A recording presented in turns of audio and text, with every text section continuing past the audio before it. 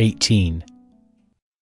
After this, Paul left Athens and went to Corinth, and he found a Jew named Aquila, a native of Pontus, recently come from Italy with his wife Priscilla, because Claudius had commanded all the Jews to leave Rome. And he went to see them, and because he was of the same trade, he stayed with them and worked, for they were tent makers by trade. And he reasoned in the synagogue every Sabbath, and tried to persuade Jews and Greeks. When Silas and Timothy arrived from Macedonia, Paul was occupied with the word, testifying to the Jews that the Christ was Jesus. And when they opposed and reviled him, he shook out his garments and said to them, "Your blood be on your own heads. I am innocent. From now on, I will go to the Gentiles."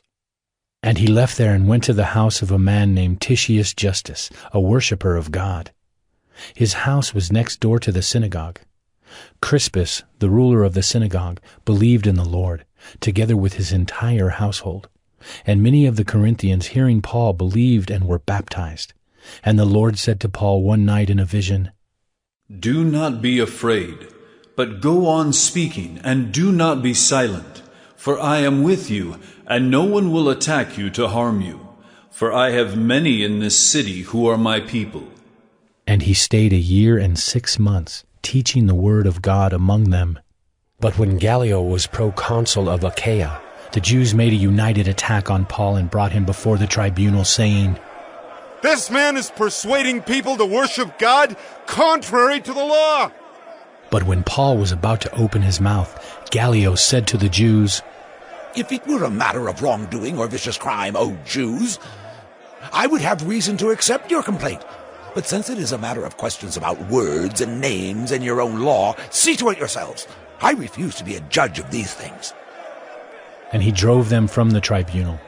And they all seized Sosthenes, the ruler of the synagogue, and beat him in front of the tribunal. But Gallio paid no attention to any of this. After this, Paul stayed many days longer, and then took leave of the brothers, and set sail for Syria, and with him Priscilla and Aquila. At Cenchrea he had cut his hair, for he was under a vow. And they came to Ephesus, and he left them there. But he himself went into the synagogue and reasoned with the Jews. When they asked him to stay for a longer period, he declined. But on taking leave of them, he said, "I will return to you, if God wills." And he set sail from Ephesus. When he had landed at Caesarea, he went up and greeted the church, and then went down to Antioch.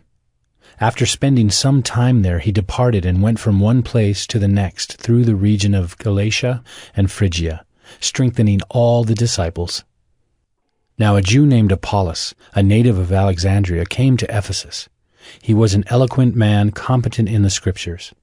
He had been instructed in the way of the Lord, and being fervent in spirit, he spoke and taught accurately the things concerning Jesus, though he knew only the baptism of John.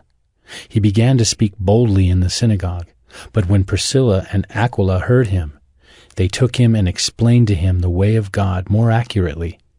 And when he wished to cross to Achaia, the brothers encouraged him and wrote to the disciples to welcome him. When he arrived, he greatly helped those who through grace had believed, for he powerfully refuted the Jews in public, showing by the Scriptures that the Christ was Jesus.